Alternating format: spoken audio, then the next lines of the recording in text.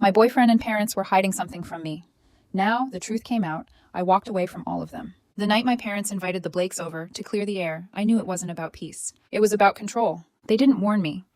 I found out when I walked into their house and saw an extra set of wine glasses on the table, 4 plates, linen napkins.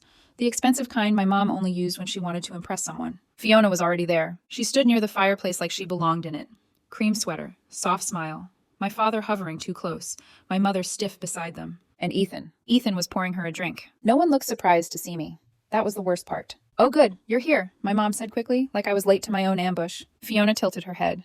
"Olivia, I'm glad we can finally talk like adults." Like adults. I set my bag down slowly. I didn't know we were hosting guests. "It's better this way," my dad said. "Everything out in the open." Open. They'd spent weeks lying. Dinner was a performance. Fiona told stories about misunderstandings, about how lonely she'd been, about how people projected things onto her. My father nodded too much. My mother avoided my eyes. Ethan kept saying, "It wasn't like that," whenever I opened my mouth. At one point, Fiona reached across the table and touched my hand. "I never meant to hurt you," she said softly. I looked at her fingers on my skin. "You shouldn't touch me," I said calmly. My mother inhaled sharply. "Olivia, please." "Please." I pulled my hand back and dabbed my fingers with my napkin like I'd brushed against something sticky. "I think we all owe each other honesty," Fiona continued smoothly.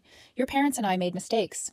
Ethan and I have history, but that doesn't mean we can't move forward." Forward. Ethan finally looked at me. "I didn't tell you everything because I didn't want you spiraling." Spiraling. In front of all of them. I nodded once. Of course. I stood up, walked into the kitchen. No one followed. They thought I needed air. Instead, I opened my bag. The folder was still there. Printed bank transfers. Screenshots. The voicemail transcription I'd paid to have documented.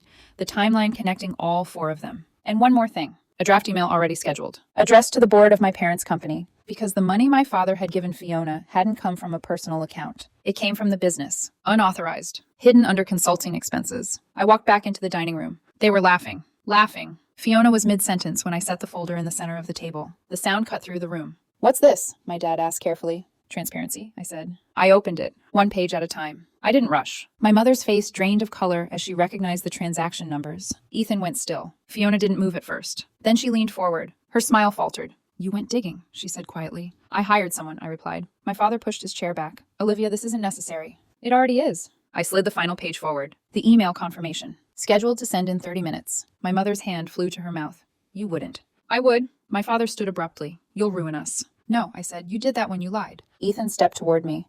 "Don't do this out of anger." I looked at him. "I'm not angry.